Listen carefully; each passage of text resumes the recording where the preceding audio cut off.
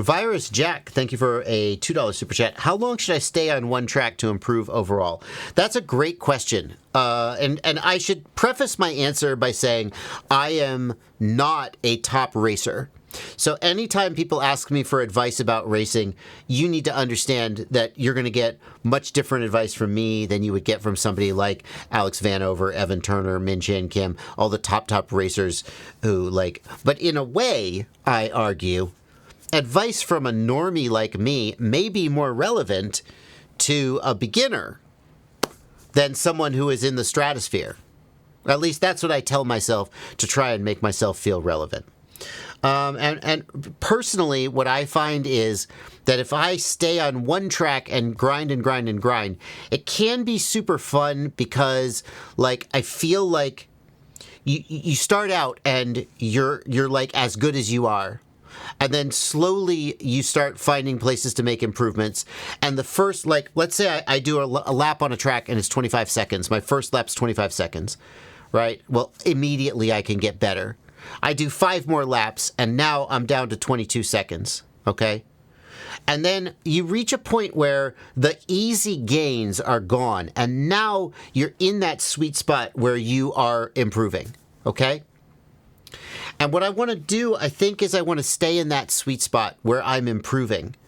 You start out, you make the easy gains, where it's like, if I just try a little harder, then my lap time will get faster.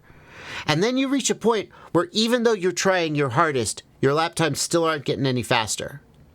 And now you have to figure out something new. You have to do something different that you weren't doing before. You have to figure out what that is. And then your lap times get 3/4 of a second faster. Now you're outside the realm of, I'm just going to shave 2 seconds off without even trying. Right? And as long as you're making that progress, I think it's good to stay there. Because if I switch to another track, now I'm going to have to learn the track, I'm going to have to figure out the lines, and I'm going to have to get back in that sweet spot. I'm going to have to make those easy gains. I'm going to do another 15 or 20 laps before I get down in that sweet spot where now I have to work to progress. And then you reach a point where you're just banging your head against a wall. Your lap times are 19.1, 19.2, 19.0, 18.9. I broke 19. I'm in the 18s. 19.3, 19.5. Ah! And you're getting frustrated. And you're just not making any progress, no matter how. And that's when you need to just, in my opinion, take a breath. Take a breath. Maybe come back and try again. But doing the same thing again and again and again doesn't make you better. It only makes you better at doing that same thing again and again and again. And so if you are grinding laps and not improving, you're just getting better at getting 19.1s. You're not getting better at getting an 18.5.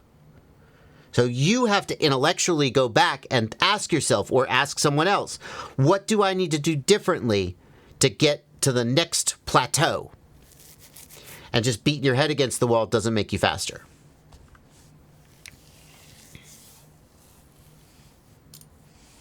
That's what I would say. The other thing I would say is, as long as you're having fun and you don't feel like you're burning out, keep trying. But be aware that I think there's some people out there who maybe spend an hour grinding, and they're like, you see a guy and he's like, I practice trying to do a kickflip for hours and hours and hours. So how many kickflips did you do? None. Okay, well, did you actually get better at doing kickflips? Or are you just throwing yourself at the ground for an hour and just getting a lot of bruises? You have to actually be making progress, or you're just kind of, sometimes you got to beat your head against the wall for a while before you break through. I'm not saying there's not value there. You just got to kind of know when you're hitting that point.